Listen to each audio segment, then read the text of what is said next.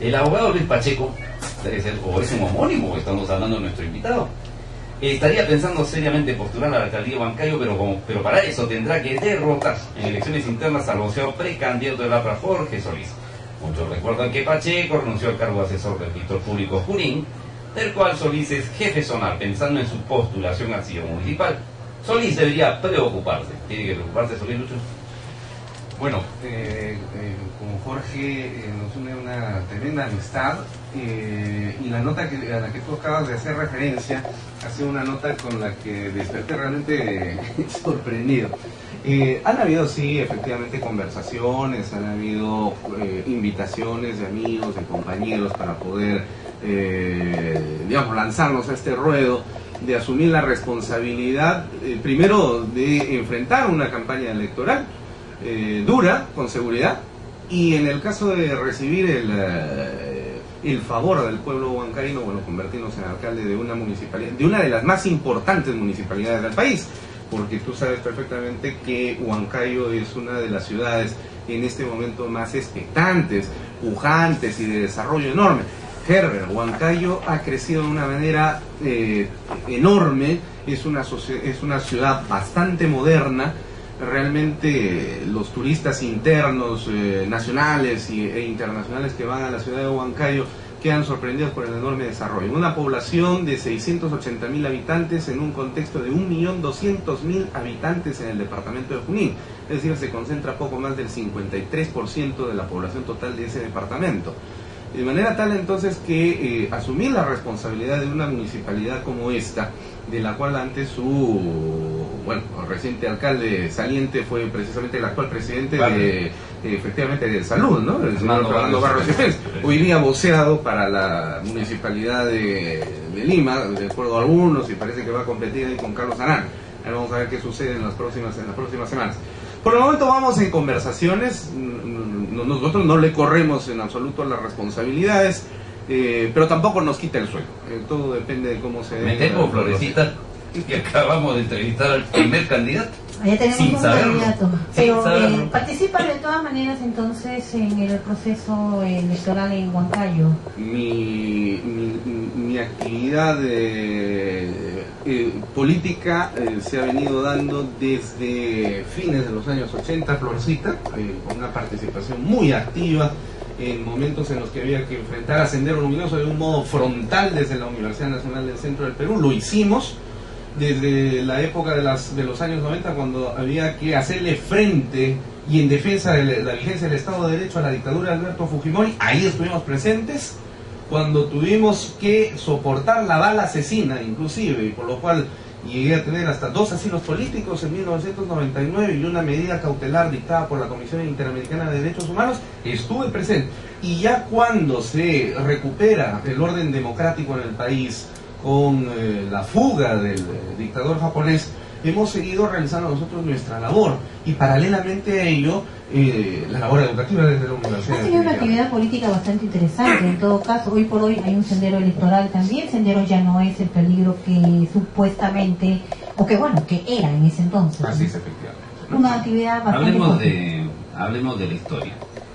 Yo concuerdo en que es una ciudad muy pujante, Huancayo, la conozco. Hermosa también. Tengo hasta, de alguna manera, un apego familiar. Mi madre es de Concepción, la heroica ciudad de Concepción. De manera que los guerreros y los combativos, algo. Tienes un poco de los chancas ahí entonces. Los chancas y los Los huancas. Entonces, pero lo que no entendí nunca es cómo las nuevas juventudes, sobre todo las universitarias, tú eres un profesor universitario, ostentan un desapego a la historia en un sitio que particularmente como Huancayo o el departamento de Junín fue extremada y violentamente castigado durante la guerra de rapiña de 1879 al 83, y sobre todo en la campaña de la Breña. No ha mucho, hará unos 7, 8 meses, creo que ya lo damos por teléfono, y pretendimos impulsar una gran celebración por la batalla de Concepción. Y que dicho sea de paso, se la presentamos al actual presidente del gobierno regional, al señor Guaroj, y que por supuesto pues no le interesó. Probablemente no sepa nada ni tenga idea del tema. Bueno, porque no es huancaíno también, dicho sea de paso. Está cuestionado también el presidente. ¿Cómo se explica eso? ¿Y cómo se explica que las universidades, que no son una isla, como decía Mr. Adolfo Sánchez, pero que tampoco son coto de casa de nadie, porque debieran ser instrumentos revolucionarios de conversión de la sociedad, porque incorporan a vastos sectores a ser herramientas hacia el progreso de la sociedad, estén tan desapegados, por ejemplo, en Junín a la historia, y que Sala Falabella, Ripley, asienten sus reales en la incontrastable ciudad de Huancayo. Efectivamente, ¿no?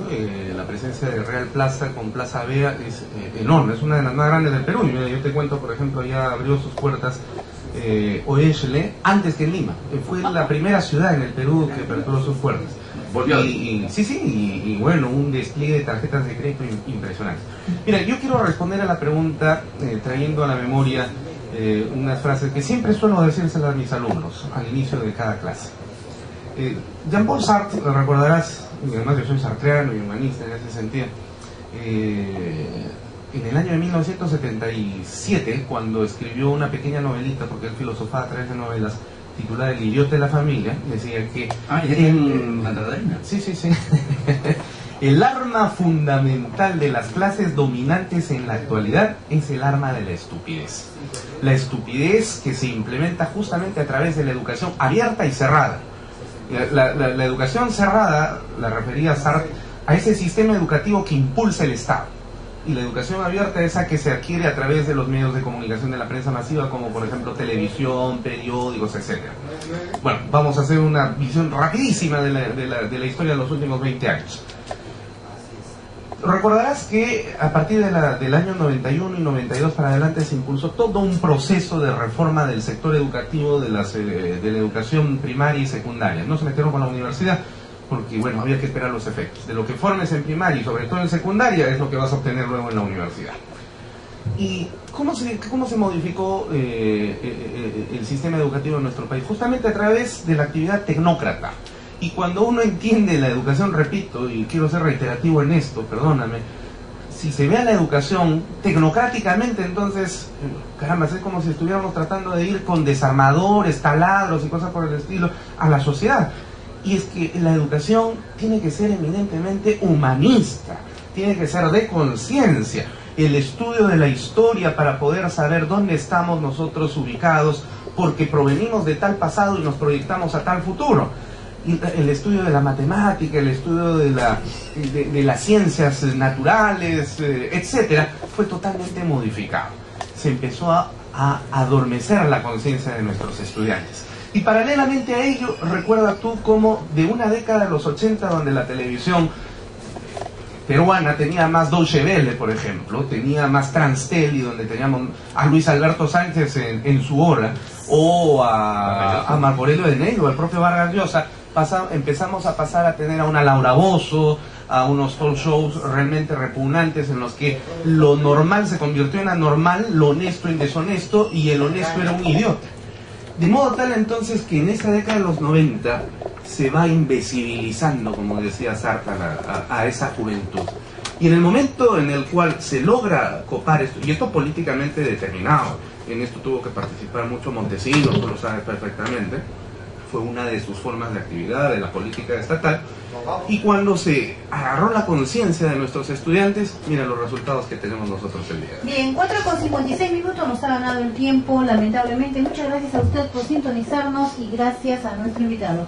Y sigue creciendo, señor Roberto, trayendo invitados de lujo, y esta vez Alberto Pacheco Manucano nos ha brindado una serie de horizontes. No será la primera ni la última, y si vas a ser candidato, enhorabuena, y que Huancayo siga para adelante. Bueno, los huancaínos tendrán que saber escoger.